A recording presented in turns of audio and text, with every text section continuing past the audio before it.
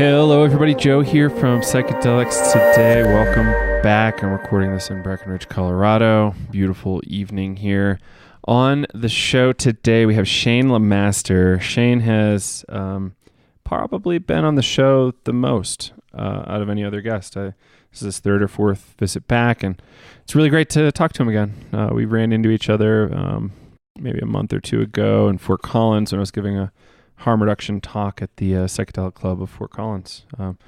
There's a big Colorado school there, Colorado State University at Fort Collins, and Teresa runs an amazing psychedelic club there. Teresa, if you don't know her yet, she's pretty big on the internet regarding all sorts of psychedelic activism. So you'll run into her in the near future, I promise. So thank you, Teresa, for having me. Thank you, Shane, for coming and joining us on the show. So Shane has a lot to say, and we do a little bit of an intro as soon as we start recording there. And so I'll skip some of that, but he's a addiction counselor, sports performance, sports psychology coach, and a lot more. He's got a lot to say about psychedelics, ketamine, and much more. So I think we'll kind of leave it at that. But it was a really fun talk with Shane, and really hope to have him on again soon too. So if you want to support the show, a lot of ways. We've got a class called Navigating Psychedelics. You might have heard about it. If you've been hearing about it for a while and you haven't taken it yet, what's up? Check it out. It's a really incredible course, and people love it. It comes with community, comes with peer support, and us helping you out as well. And if you're listening to this on Tuesday, the 14th, you still have time to sign up for Navigating Psychedelics Live. You can find all the info on all this stuff on psychedelicstoday.com. What else is going on? We've got 2 books for sale too, Integration Workbook and Trip Journal. We're selling a lot of copies of it on Amazon. So if you're interested in checking out what we've got, you can find it on Amazon. Just search Psychedelics Today or Navigating Psychedelics on Amazon. It'll come up. And if you want a digital copy for half the price, you can find it on our website, psychedelicstodayshop.com. And we'd love to have you check it out. What else? That's probably it. If you want to be a monthly patron, we'd love to have you there too. Really appreciate all the help we can get. You can donate at patreon.com/psychedelics today. Anything as small as $2 a month and up. So without further ado, here is our episode with Shane Lemaster. Thanks, Shane. Enjoy the episode, and see you on the other side.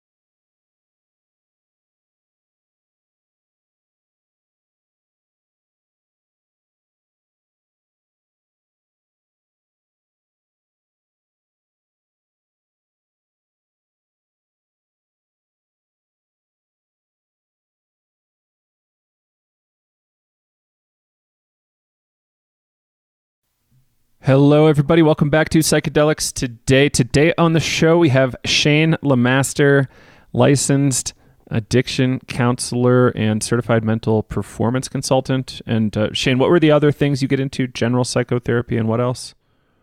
I also do sport and performance psychology as well as psychedelic integration therapy. Great. And you're out of Fort Collins, Colorado, correct? That is correct. Great. So this is the third or fourth time we've had you on the show, which is awesome. I think this is 4, but people can go back and correct us. And we just got to see each other the other day at Fort Collins, CSU Fort Collins. That was really fun. What was that talk? It was just kind of a general harm reduction talk, I think, on, what are some of the risks around psychedelics for a younger audience? Right. Yeah, that was for the Psychedelic Club at Colorado State University up here in Fort Collins. And I believe the club's actually been around for a little while. Not too long, though. It's fairly new up there. And I just heard about it, so I thought I'd jump in, and I saw that you were going to be a speaker. So I thought, what the hell? I know Joe. And it was great. Yeah, it was about harm reduction. Learned about, how to test your substances and things like that.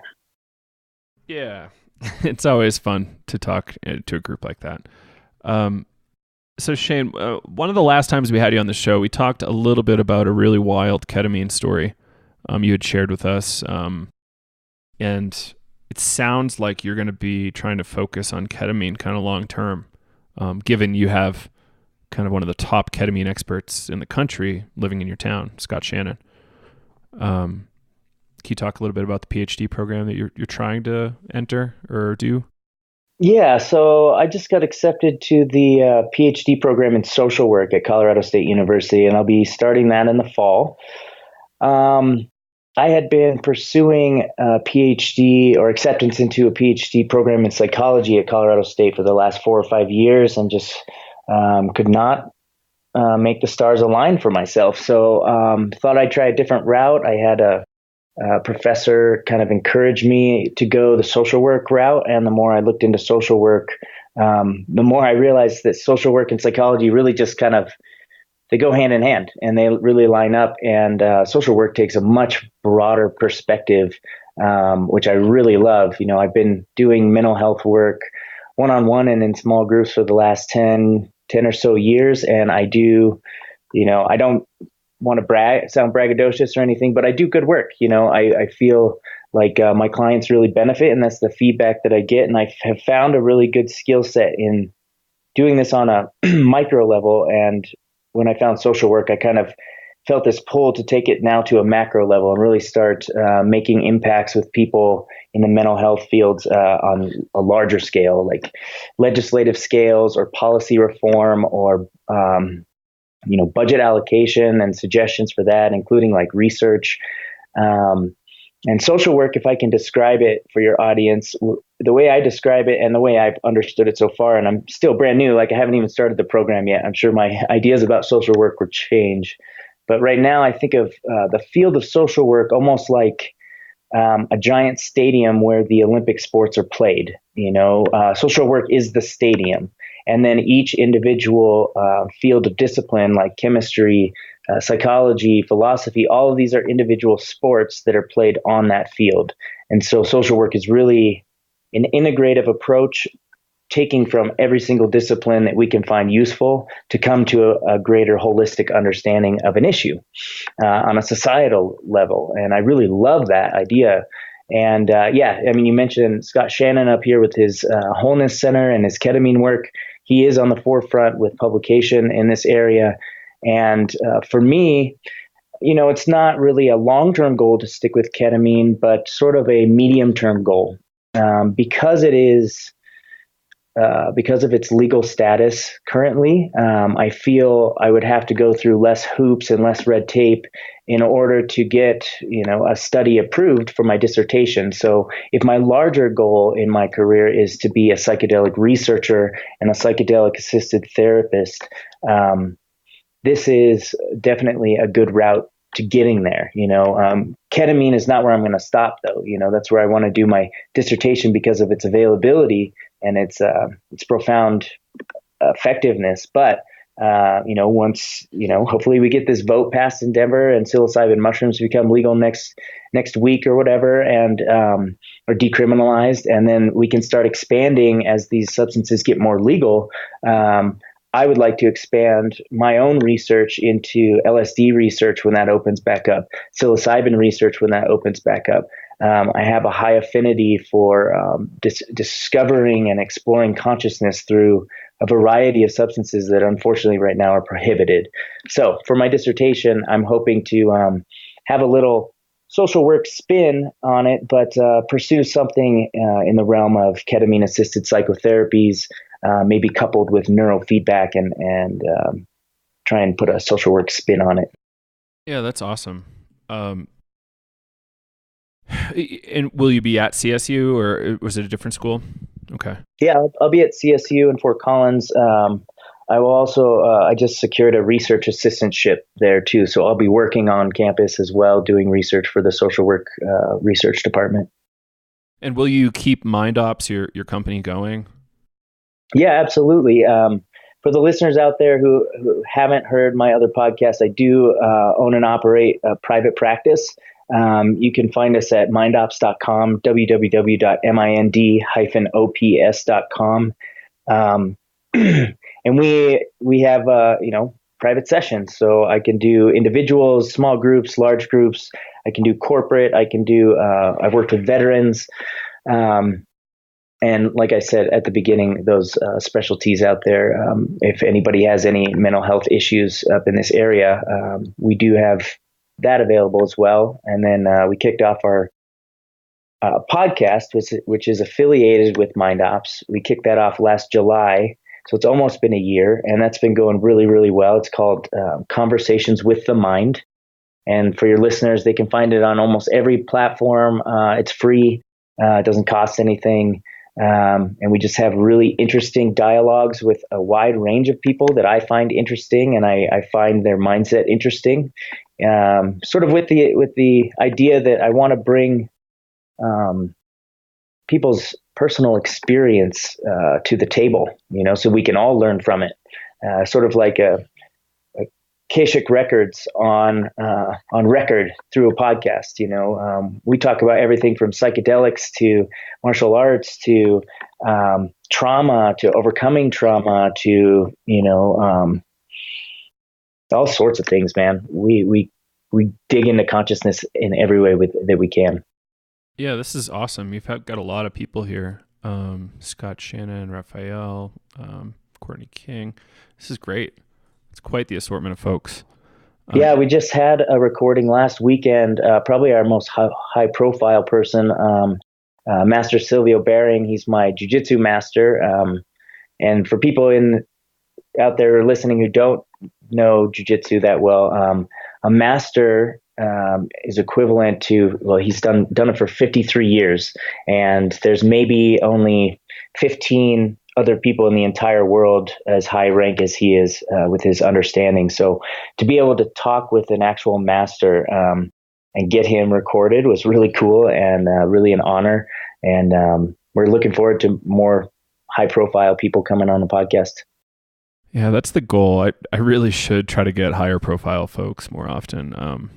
I feel like I kind of neglect the bigger names sometimes, but maybe you've inspired me. Well, and the grassroots approach is good too. I mean, a lot of the people on my podcast are not well known. They're not famous, but in our circles, like they're, maybe important in the MMA world or something in Colorado. And I feel like just bringing the little guy's opinion to the table is just as important as bringing the big guy's opinion too. We're all valuable in our own consciousness and experiences and things like that. And I feel like we can all learn something from each other. I actually look forward to having people on my podcast that I don't get along with very well. And that should be interesting. There's a few folks out there I want to kind of do that with, but I'm a little hesitant. But not really. So there's this one guy. Have you heard of this podcaster, James Kent? Maybe he had a Dose Nation podcast, which is going for a long time. He wrote a book called Psychedelic Information Theory forever ago. I think he was kind of a drug journalist full time for a while. So New Terrence, New Kat Harrison, and others, and kind of his final series on psychedelics was really interesting. He closed up shop, but I just had a lot to disagree with. So I was like, I was going crazy because I disagreed with him so much. But I realized, maybe I should have a conversation with him, and maybe I won't disagree as much as I think. Kind of hyper materialist was the main issue, and I thought, a lot of the stuff was unfounded that he was saying, and perhaps he hadn't ever read Stan Grof or believed Stan Grof, and that was kind of the main point of contention, I think. Yeah. It'll be interesting. I think we can learn a lot from the people that we perceive as being our enemies or as being opposite. I think in my intro segment to my podcast this week, I was talking about this conversation that's been on my mind recently, just about how wars have been fought over these tiny little differences that we hold against each other when most of our experiences are so similar. And, if we can focus more on the connections that we have with each other rather than the little tiny nuances that make us different, I think we'd get along so much better, and how important it is to celebrate differences in people's opinions. So I'm going to enjoy opening up to talking to people that I don't like as much as Yeah, and ideological differences doesn't mean that you won't get along either, right? You could have a really fun debate. That's how we move fields forward, right? Is people coming together with differing opinions, and then like, oh shit, like I didn't even think of that before. We just came up with a whole new theory that incorporates both, Yeah, absolutely. So I'm curious about your interest in ketamine again. So we talked about it previously, and you've, obviously been researching further. I'm kind of curious, like, where you stand with your interest in ketamine. Like, what about it makes it interesting, other than legal availability? That is a big question, Joe. I am still definitely enthralled by that medicine for a lot of reasons. Number one, because of its legality. I mean, this is not a traditional psychedelic, but it's still within the psychedelic class of drugs, and it's one that is so well accepted in the medical world that I think it's a great gateway to opening up people's minds about psychedelics for the rest of those molecules out there. I believe it's just reached UN breakthrough medicine status, something like that. So that fast tracks like the option to do research on this medicine because of its viability for so many medical reasons. And so that's huge news. And so reaching breakthrough status with a psychedelic medicine, and then, being on the wave, on the cusp of that wave of research, I think for me is most beneficial for what I want to do long-term in my career. If I can be, maybe come up with some novel or groundbreaking research in this area, it can open doors for other areas of research as well. But in particular, like the medicine is so interesting to me. Well, my history with it is rather long, and I don't know if I've gone into this in other podcasts, but this was one of those drugs that I did quite extensively recreationally in my teens and early 20s. Had my first astral projection experience on this medicine while doing it recreationally. Had a lot of, this medicine kind of helped me tap into a lot of aspects of my mind that I had never knew existed or never knew I was capable of when I was younger. And because of that, when I've returned to it now as a medicine instead of a recreational drug, I find that it provides such fertile ground for me to be able to engage skills that I feel I'm proficient or gaining proficiency in, things like mindfulness, things like, Jungian archetypal work and shadow work and things like that, things that I feel like I'm gaining skill in. Ketamine is a great option, and it seems to be more widely accepted, I guess. Very safe for the most part, safe drug too. Yeah, it's super safe. That's one of the interesting parts. I actually just yesterday recorded with Raquel Bennett. Have you ever had a chance to interact with her? I haven't. Are you familiar with her at all? Maybe. No worries.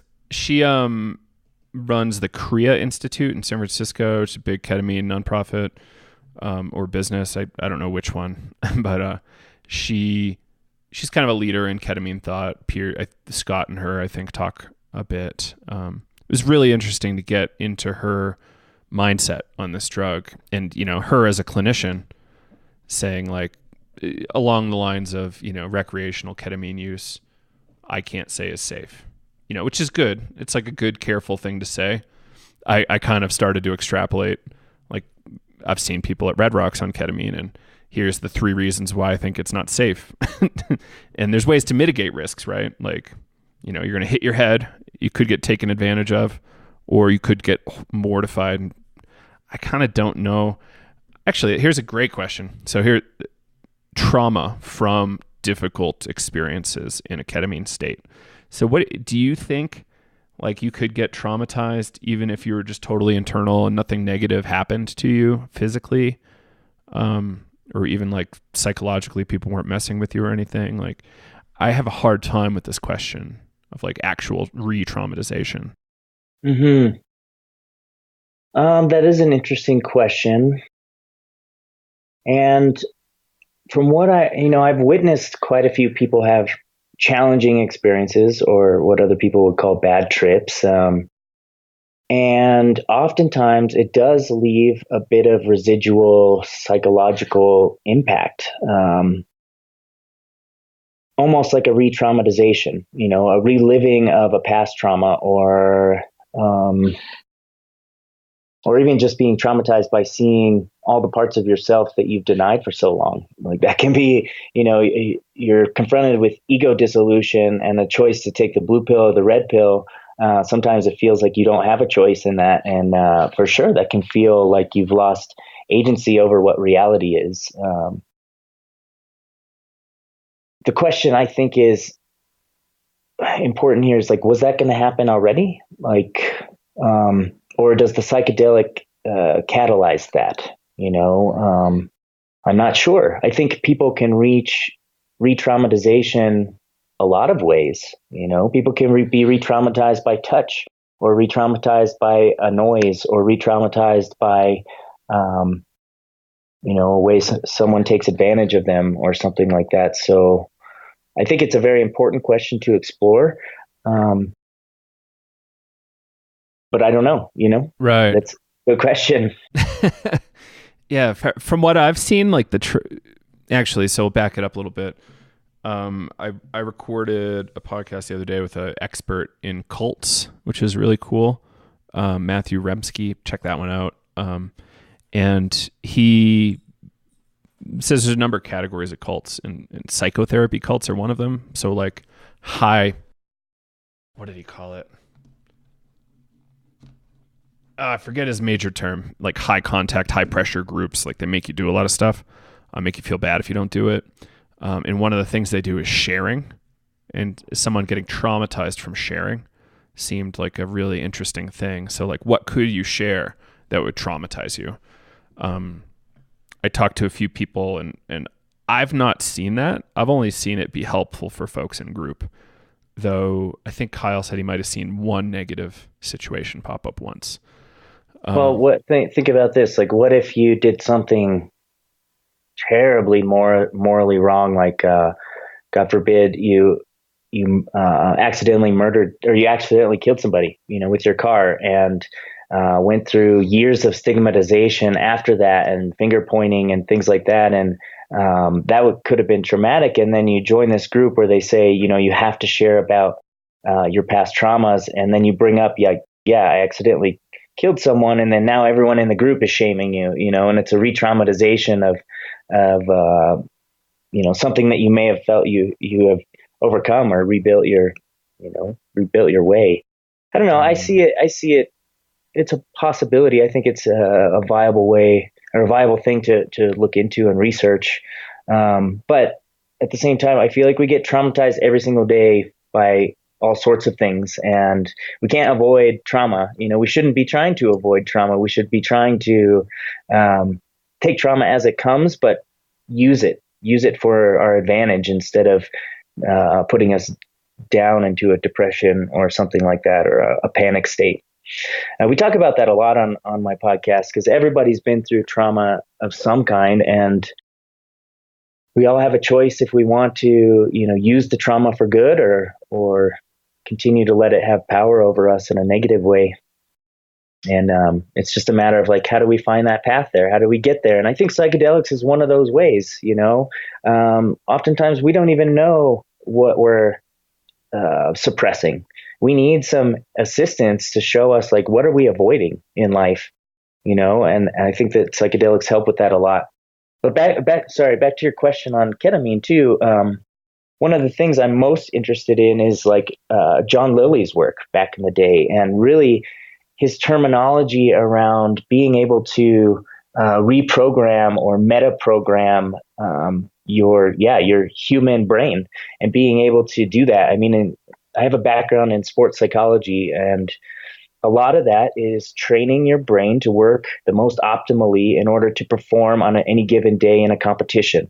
And I feel like if we can use psychedelics to also aid in that process alongside things like biofeedback and neurofeedback and all these other proven methods to enhance the way our brain works, I think that that's something that definitely should be studied. And ketamine right now shows great potentials for that too, and neurogenesis and all sorts of positive things for brain development and the optimization of our experience. So there's a million directions I could go right now, but John Lilly, huge in the ketamine research world. He was a very major and important psychedelic researcher, and I think inventor, if not co-inventor, of float tanks. Was he the inventor, you think? I don't know much of his history. I'm just very interested in him. I'm looking forward to learning more about him. Maybe you know more about him than I do. I know that he was big into float tanks, and at one point in his work, he was trying to work on communication with dolphins, and that was largely where the scientific community kind of like turned their backs on him, was when he was doing that kind of work. Interesting work though, and I've actually heard that there's been follow-up studies based on his work that the government has been following up on as far as programming dolphins to do navigation of minefields and things like that for them. So interesting that they turned their back on him, and now it's reemerging as valid. But he did float tanks, and he did a lot of ketamine research and went down some dark holes with ketamine before it was better understood. That's as far as I know. You know, I'm just really interested in the way he thinks. I love John Lilly's work. He's amazing thinker. So it looks like he was working for the National Institute of Mental Health in '54 with the aim of isolating the brain from external stimuli, and devised the first isolation tank. Wow. So it's isolation, not float tank. But I think it was like, I think they were using the big over the head scuba setups at that point, so he iterated over time. And I think in the later 50s, he had a situation set up in St. Thomas in the Virgin Islands where they were doing float tank and dolphin research there. It's awesome. Yeah, he used to inject a lot of ketamine and a lot of drugs in float tanks. I think at one point his wife found him like nearly suffocated, and he decided not to inject himself with ketamine in float tanks anymore. Though I would love to see that research continued in kind of a more supervised context, because I think there's something really important there, float tanks and psychedelics. We just have to figure out how to make it safe, and it would be more supervised than, here you go. I guarantee you won't drown. It's like, well, can you really? If you're on a lot of LSD or a lot of ketamine, like how can you promise that? And it's supervision, so cameras and whatever else. Yeah, what do you think about like a zero gravity room or something, to be able to, like padded room, you know, but huge and zero gravity, so you could go in and not have to worry about drowning, but you could still engage the zero gravity or the floating feeling. I love the idea of it. How would you do it? Like, do you have an idea on how that would work? I heard something the other day on the Joe Rogan podcast. He was talking to a fighter who said that as part of his pre-fight camp, he did like hyperbaric chambers, he did high altitude chambers, he did float tanks, and he mentioned doing like a zero gravity type machine at the UFC Performance Institute, where he said you literally get in there and you are running on a treadmill, and it feels like you are jumping like 10 to 20 feet with every step. And he didn't go into the technology behind it, but it sounded pretty cool. It sounded like something like a float tank without the water. That's really interesting. I know they do a lot of zero-G simulation using scuba setups. So like you would do like a sunk space station or a flooded space station kind of thing. So you could kind of like have to use similar movements to orient yourself, though you can kind of cheat with your legs. So that would be interesting too. I did meet somebody who said they hallucinate or hallucinations, ate 2CB and went scuba diving in a indoor controlled scuba environment where there was fish. I thought that was an interesting experiment. I wouldn't want to see people do that too much, but if we could figure out a way to make that safe, so like 10 feet maximum depth, so you won't get the bends, and someone could rescue you if something bad happened. They just like grab you and pull you up to the surface. And the cool thing about scuba setups is they got this little cord on the vest that makes you just float to the top. So you can't really resist it, and it would be really difficult to drown. Though you'd probably want like 3 people in the pool who are really great lifeguards and scuba professionals. Yeah, man, I've never scuba, but that's something I'd worry about. Like if I was on a high enough dose of a psychedelic underwater in a scuba setup, and I all of a sudden thought like, oh wait, I'm Aquaman, I can breathe underwater, and took my mask off and tried to take a huge breath. I don't think that would work out in my favor. So and this is something I've been thinking about recently too, because my initial interest in psychedelic research has always been on not necessarily curing things that are wrong with people with psychedelics, but enhancing people, like enhancing cognitive function, enhancing balance, enhancing eye-hand coordination. What are the performance benefits for the entire human species, not just for athletes, but for everybody, like we're seeing in Silicon Valley. And so, yeah, I think, I don't know, things like this, ideas like this could be pretty revolutionary if we start to look at, what can be done with psychedelics that we're not even looking at, like communication with dolphins. Like who ever thought of something like that, right? Like we already enter like DMT realms and have experiences where we talk to like little green elves and, the gear turners of reality and things like that. And I'm excited to see people starting to do research on what are the potentials of these molecules, not just in a healing sense, but also in a like let's evolve our consciousness. Let's explore these theoretical dimensions that science is starting to prove with mathematics. Like I want to go there. I want to go see that shit in my lifetime.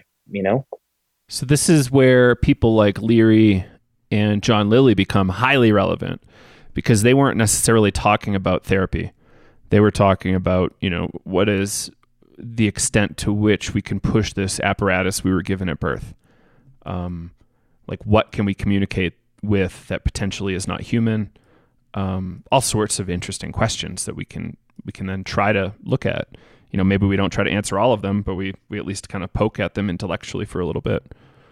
There's a lot to this. I love it. I was very obsessed with John Lilly for a while.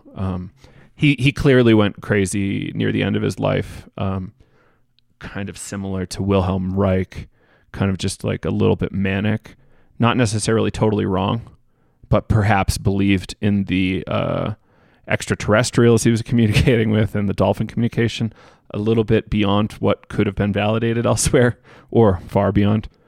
But do you think that was ketamine induced, or do you think that he was going to end up that way anyway? It's like, it's hard to tell. Right? We can't go back and tell if it was due to the ketamine.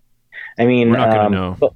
Right. People like Nikola Tesla, who I don't know if we have any record of him using psychedelic substances, but he also talked about getting downloads from extraterrestrials, right? And some people say he's just been able to access higher states of DMT concentration in his brain while he sleeps, so he can like access these Akashic records or whatever. So who's to say that John Lilly went crazy because of the drugs or not? The fact is that the work that he did was phenomenal. And man, it sounds like you know a lot more about him than I do. I've just heard some stories, but I love these stories about like Timothy Leary and the originals I look up to those folks so much. And it's so great to like go to these conferences and meet people like you and meet people like Stan Groff and shake their hand. Like I got to meet Ralph Metzner at that conference and got him to sign my book by him. And then he passed away. And it's just such an honor to know people like that and get a chance to know people like that in our lifetimes. So cool. It's huge, man. And the cool thing is that, back then there was only really a handful of these folks who were really breaking ground. And nowadays there's a ton of genius level people, wildly creative people working on this stuff. And I love it.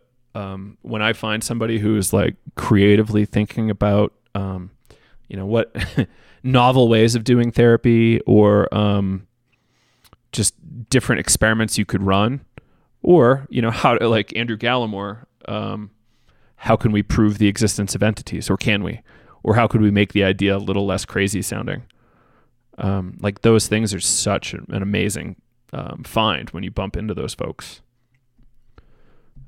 I think we were both at the same talk in Boulder when Andrew was in town, and kind of Daniel McQueen was launching DMTX at the same time. Like that was pretty cool. Oh man, that talk that he gave and the way he explained multiple dimensions living within the same physical space, and how he explained it using that computer program.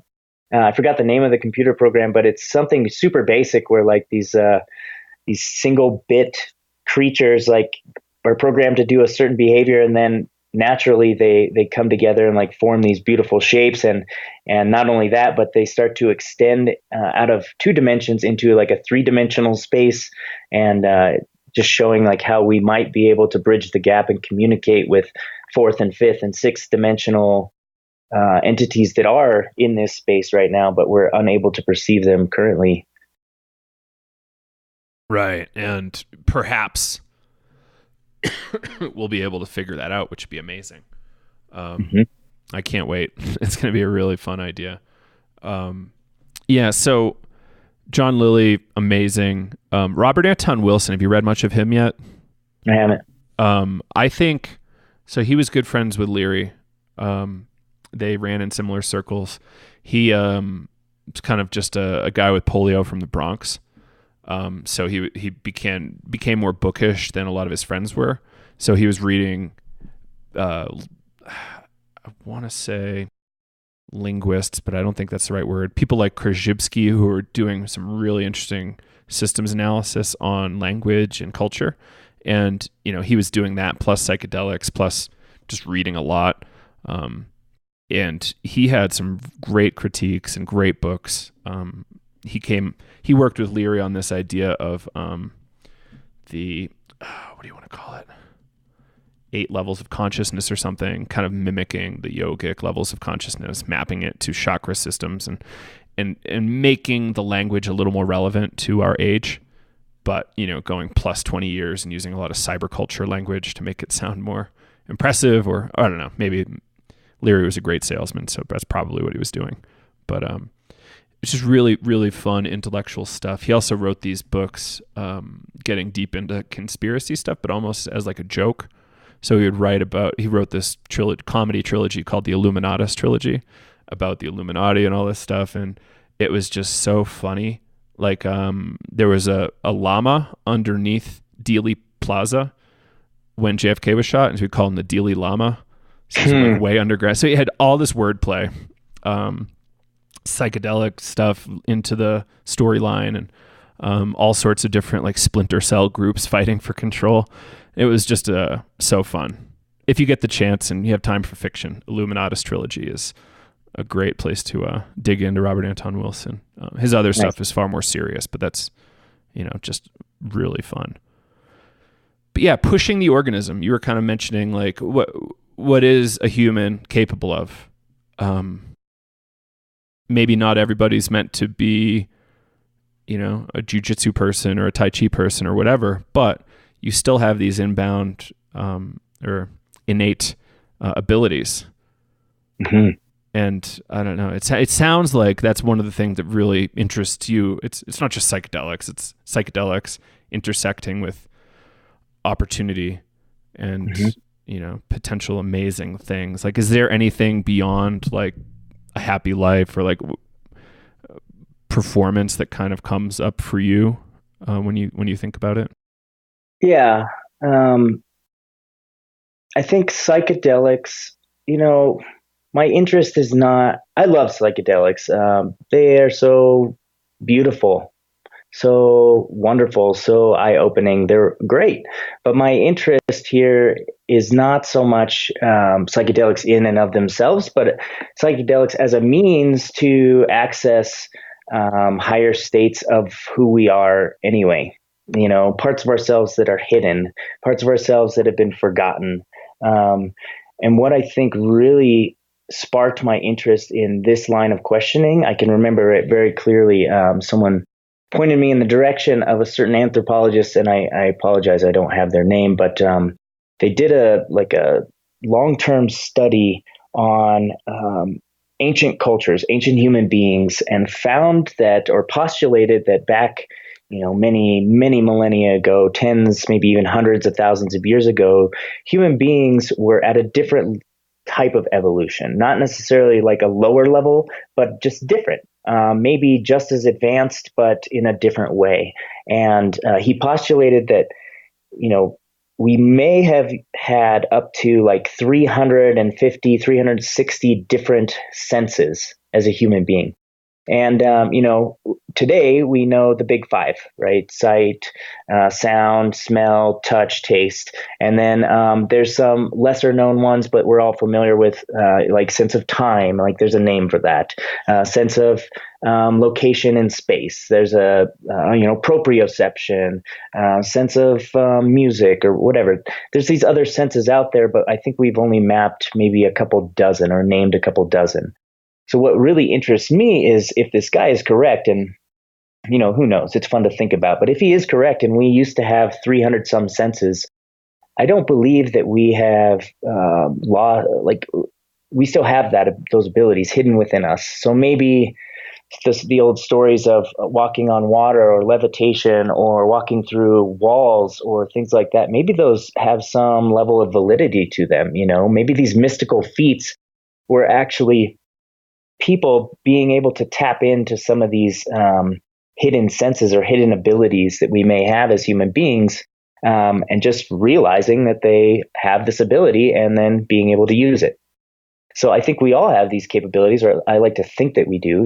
It's cool to think that within each and every one of us is a potential superhero who can run up buildings and lift cars off of people, who are trapped. And it's awesome to think about that potential. And I am just so interested in being able to explore consciousness and explore the mind and figure out, how can we, if that's possible, how can we tap into some of those lost abilities, learn how to be a medium, learn how to be a spirit guide, learn how to be, something else. It's kind of cool to think about. So there's actually historical religious precedent for this idea. I think I ran into it in a weird kind of book on ancient Egyptian religion before kind of the dynasties of pharaohs and all that. There was this Kemetic culture, Kemet, which interesting word because that's kind of the precursor word for chemistry and alchemy and all that. But the Kemet culture, the black fertile area around the Nile, they had, I think, 99 of these things kind of documented, and ways and gods and whatever else you could work with to develop those kind of innate skills. And I think in the yoga tradition, they call those cities. Mm-hmm. The Tai Chi Chinese tradition talks about it quite a bit too, kind of these magical Taoist masters. And, it's interesting. I think there's something there. I don't know exactly what it is, but it is for sure curious. Well, being a Buddhist that I am, I like to, I studied Buddhism in undergrad a little bit, and we studied the monastic life and history of the monks and things like that. And we heard these amazing stories of documented cases of we have these pictures of monks sitting, lighting themselves on fire in Vietnam and not even screaming, right? That is a superhuman ability. I don't know anyone that can do that, but I know that if he can do it, I can do it. If I can develop that or tap into that or figure out what he did. We have, evidence. I was telling someone this the other day, we have pictures and evidence of monks that would go up into caves for long times and meditate and put their hand against the rock walls and leave handprints in the walls. And there's no other way they can do that except for changing the matter, changing the atomic structure and pushing their hand into the wall. There was no chisels. There was nothing. It was just a perfect handprint. We have instances of even Shaolin monks today, you can go see them perform and they will do amazing feats where someone will push a spear into their throat and the spear will bend, it won't go in the throat, or someone will kick another one in the nuts and he'll just smile at him, right? Or running up walls. So I'm a believer that if one human can do it, then we can all do it. We're all part of this collective, if we can learn how to tap into things and learn these things from each other. I just think psychedelics is one fantastic way to learn about yourself and learn what is truly possible. What is this human body capable of? And what are the mental potentials to be able to, bend matter and change time and change space and change outcomes and all these things. It's so fascinating. It's cool, man. I think for a lot of folks, stories like that and, fascination with the Shaolin monks. And I think for a lot of folks, Yogananda, you're familiar with that guy? He, stories like that just kind of blow your mind. Go, what was that about? And Stan Groff, and the story that really got my attention with Stan was around a therapy session where a woman started presenting something out of The Exorcist. And it was horrifying to him. And he was just barely holding on, but he's I've done this a lot before. Let's just stick with the protocol. It works out. There was some telepathy being going on, and it was just really nerve-wracking for him. But stories like that are often the trigger for what is going on. What is reality really 3D with plus time? Or is there something a little more subtle going on? And how do we figure that out? It's an interesting question. Yeah. Do you have any kind of favorite stories other than pushing into the wall? Yeah. There's lots of legends of things. I think some of the most interesting stuff that I've seen that has at least a little bit of validation are some of the ancient Tibetan practices of moving heavy objects with the power of sound. So I think there was an actual account from somewhere in the early 20th century of a Western scientist going over there to watch some Tibetan monks. They lined up all these, they had these they look like really long didgeridoos, really long trumpets. And they lined all these things up in a row at a certain angle and pointed them all at this rock, and then blew their specific frequency through there, and then lifted this giant stone with sound, and then transported it all the way up on this giant cliff. And this Western scientist witnessed it and recorded in his notes all these things happening. So these are some of the talents, some of the technologies that I think that we have had in our history that have been lost, maybe because of the burning of Alexandria and the library there, or if Atlantis was real, losing all that information and losing that technology. It seems as human beings we'll reach a certain technological point and then we backslide and lose it all, and we have to start over again and relearn these things. I'm just hoping that we can tap into some of those things before they're lost completely and really use them. There's another instance, I forget the name of it. You might have heard of it, but it was a guy, it was a white guy. I don't know what country he was in, but he made and transported all these giant brick-like stones, and they were way too heavy for one person to ever move. but he moved them all, and he said that he moved them with sound. He did them under cloak, so no one could see him do it, but he put together like this sculpture park out of these giant stones all by himself.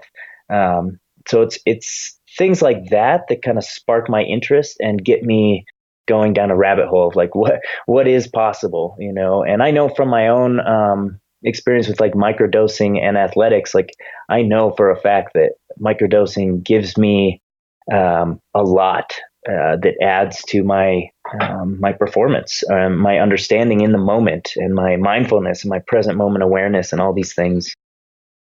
So it's just it's interesting to see, you know, with these things coming legal again, what is it going to mean for human evolution? You know, right. And hopefully it takes us in a direction of compassion and love for everyone. You know, hopefully this revolution sparks the ending of all wars across the world. You know, that's the potential that this revolution has. But it can also go the wrong way, as we've seen before too, with, you know, government intervention and conspiracies and MK Ultra and all these other misuses of these potentially really good things. Right. It's a big deal. A lot of people don't want to talk about MK Ultra. They're like, oh, these things are such pure compounds that they can never be abused. And it's like, well, you know, maybe. But I think if successful, like the technique was so valuable that why would they want to talk about it? Why would they, you know, they've made nuclear weapons. Why wouldn't they do something similar like this that would kill way less people? So I think there was that experiment that the U.S. did. I think it was in France. We dosed an entire French countryside town with LSD and just like, oh, we're going to try this out and see what happens. Poor French people. And there was like psychosis going on. I think there was a couple of homicides, a couple of suicides, like some terrible stuff. And the US was just like, kind of, oh, we wipe our hands clean of that. Like we take no responsibility. And, you know, you tell that to an average US citizen who's, you know, patriotic and like, yeah, I love my country. And you tell them some of the stuff that our government has done.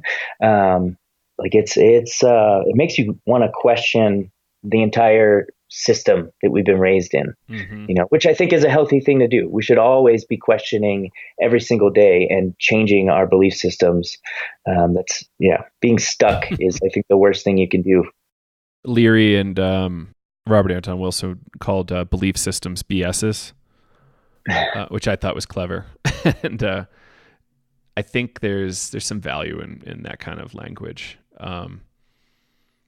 And question authority, like TFYQA, think for yourself, and question authority was a big thing they pushed. They were learning a lot from the advertising agencies, so that's kind of why the funny words all the time. So and you know, a lot of people in this field give Leary a bad rap, but for me personally, I still look up to him as, you know, he's a foundational character in this entire story, and he was extremely important for a number of reasons. And, you know, to deny him his due justice just because he went about it in a way that other people disagree with, I think is wrong. You know, I still look up to him. I still read his work, and I still value a lot of the things he said. You know, those statements that you just mentioned, those phrases will forever live on as fundamental parts of my psyche that have continued to motivate me in this field. Have you heard of the smile squared? I haven't. So there's another one they put together. The future is space migration, so smile, intelligence squared, so psychedelics, and how do we make our intelligence that much more powerful? It's through psychedelics and meditation and various practices and life extension. His Leary was super into the idea of like the longer you can stay alive, the better chances you have to live forever, something crazy like that. So he would always say, like, we have the ability to live infinitely now. Quite the optimist, ever the optimist. what's the value of that? I don't know. It's a little tricky to kind of talk about psychedelics that way, or life that way, living forever. But there's some interesting stuff there. Mm-hmm. So I think those are my favorite three from those guys. Smile, TFYQA, Think for Yourself, Question Authority, and there's E Prime, Robert Anton Wilson was really into, which was a language that somebody developed that doesn't have the term are or is. So like it's just language without the term is, because that's a really subjective deal. Like what is something, I guess, like, does that make sense? Like, yeah, you are a plumber. It's like, okay, is that really what you are? No. Like, that's a thing you can do sometimes. I think it's like, confusing nouns with, how do we want to put this? Yeah. It's that old phrase of the map is not the territory. Like, just because you can say something doesn't mean it's complete or is an accurate depiction of reality.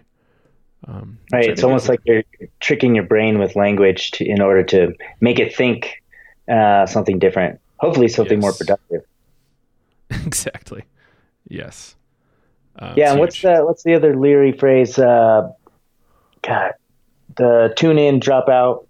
Turn on, tune in, drop out. That's what it is. Yeah, that's another one that, those phrases in my teens when I was my rebellious self and I needed to hear a rebel call, those were the phrases that got me interested in psychology. Those were the things that started my journey. And I'm finding now, like being 10, 15 years down my career and my journey, and I'm meeting all these other high profile people who actually knew Timothy Leary and have totally different opinions on who he was. I don't know. I have a tough time adopting other people's opinions of other people. I base my opinions and my judgments on people based off my personal experience. And my experience with Timothy Leary is through his writings and his lectures and things like that. And through those experiences, I find him a high value, I find that in everyday life too, like people around me trying to get me to think or feel a certain way about someone based off like, oh yeah, this person burned me or whatever. I'm like, yeah, well, they never did anything wrong to me. So I'm sorry you had that interaction. I'm going to continue to be their friend, Right. I was talking to Daniel McQueen the other day, and he used the term splitting, which is, I think, just a rephrase of divide and conquer. Perhaps less skillfully put, maybe. I don't know. So like you have this person that's done a fair amount of psychedelics, and they want to like just talk behind people's back for whatever reason. And that's a thing that can happen, anywhere. It happens all the time, not just with psychedelic people, but it's a problem that kind of needs to get sorted out a little bit. And splitting is a big deal. In the psychedelic community, I'm seeing a lot of it right now. I'm sure you're seeing some of it in just the Colorado community. It's just like ugly. Like, there's not really enough of us to be cutthroat at this point. And if this is what the psychedelic world looks like, so be it, I guess. But I think we can do better. We could be nicer to each other. We can kind of just try to start with kindness and realize, that your Buddhist angle, like I sometimes critique Buddhism, but the one thing that I like a lot is that, we're all suffering. And how do we alleviate each other's suffering? How do we take care of each other a little bit more? And I think one of the biggest lessons of Buddhism is by helping others, you're also helping yourself feel less suffering. Yeah. So we need to lift others up, especially in our small communities, lift each other up rather than look for ways to step over people. Or to avoid, those are just our old maladaptive behavior patterns anyway. We need to find ways to connect. And I agree. Yeah, I definitely see divisiveness within even our small community. And usually, going back to this, it's usually over teeny tiny little differences in, like I don't agree with the way that you facilitate sitters sessions, or I don't like the way that you do it because I do it differently, and therefore, I'm going to, talk behind your back and tell everyone that you're not providing good services. Every single facilitator has a different style. Every single shaman has different techniques and different methodologies. These things should be celebrated. The differences should be celebrated, because if everything becomes standardized across the board, then we're not going to have any choice as to who we want to go with. It's just like picking a therapist. Like, you need to find a facilitator that's a good fit for you, and there needs to be lots of different options. If I don't want someone who's hands-on, I need to have an option to go to a breathwork facilitator who's not going to put their hands on me. If I do prefer that, because I do personally, I like the release I get from hands-on therapeutic somatic work, then I want the option to be able to go to somebody who does do that work and say, this is the style that I want. We can't become fundamentalists in our own practices. We have to value the differences, not only culturally, but worldview. People are practicing from different, like I practice from a Buddhist mindset. There's people out there practicing from a Christian mindset. There's people out there practicing from Native American mindset. They're all valuable. They're all valuable. We just have to back off of our high horse a little bit, let our pride down, and open up to the possibility that we have something to learn from somebody else. You might have some special insight in this. Psychedelic facilitation and doing psychedelic work with people with and without licensure. Do you have any kind of thoughts on that?